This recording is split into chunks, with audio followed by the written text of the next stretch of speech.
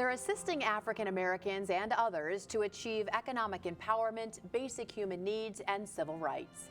Hello and thanks for joining us. I'm Laurel Hess and this is Comcast Newsmakers. Joining me now is the President and CEO of the Urban League of Detroit and Southeastern Michigan, N. Charles Anderson. Thank you so much for joining us today. I really appreciate this opportunity. Thank you. And a very special time to be joining us, as the Urban League of Detroit and Southeastern Michigan is this year celebrating 100 years in existence? Yes, 100 years from 1916 until now. We have been in service in Detroit for these 100 years. Meeting the needs of individuals, as you said earlier in the show, trying to help them with employment opportunities, education, youth development, just a variety of things that we've done over these 100 years, and no one looks that old yet. What was the impetus behind creating the Urban League 100 years ago? Why and how and how did it come to be? Well, you know, there were a large number of people moving from southern communities to northern cities. And there was a great need for social services for those individuals who were leaving their homes in Alabama or North Carolina. They had no family, no way of getting jobs or no way of getting lodged. And the Urban League and its social workers came into existence to help people get settled in those communities, to help them get acclimated to the new communities they were in, to assist them with finding employment opportunities and housing. So it was really an amazing kind of work that the Urban League started doing in those 100+ years now. You would hope that over the years those services would no longer be needed, yes. But apparently they are. Yes. I would imagine in a different sense. How has the Urban League changed over the last 100 years to what it is today? Well, you know, it's kind of interesting because John Dancy was one of the persons who led the Urban League. There have been 8 Urban League presidents, but 7 individuals, because I count twice. But John Dancy served the Urban League for 42 years. And it's interesting when I read his biography, how he talked about meeting a train and how he talked about getting people acclimated and getting them employment. And so the Urban League still does employment. We may have called it vocational services or something else then, but it's still workforce development. It's still the same thing.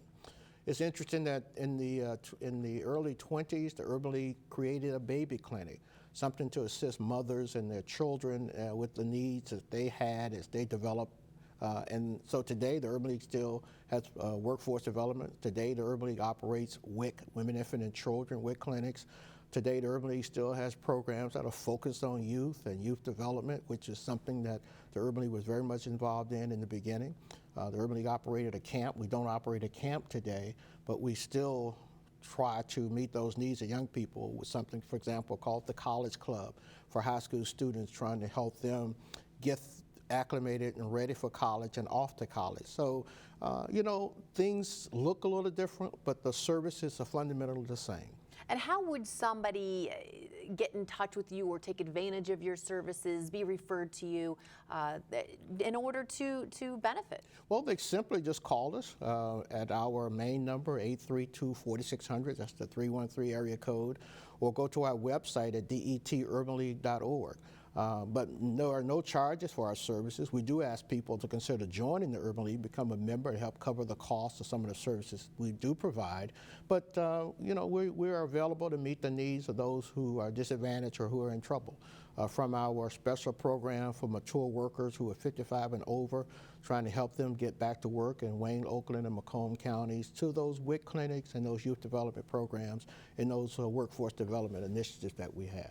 Very quickly, where do you see the Urban League? I won't ask you in the next 100 years, but let's say the next 10 or 20 years. Well, you know, I think in the next 10 to 20 years, we would like to have offices in some of the outlying areas of the community, such as in Pontiac or somewhere in Macomb County. But we would like to make sure that we are accessible to folk. We already have office hours that sometimes go a little longer in the day, but we'd like to be available and accessible. All right, wonderful goals. Thank you so much for joining us today. Thank you.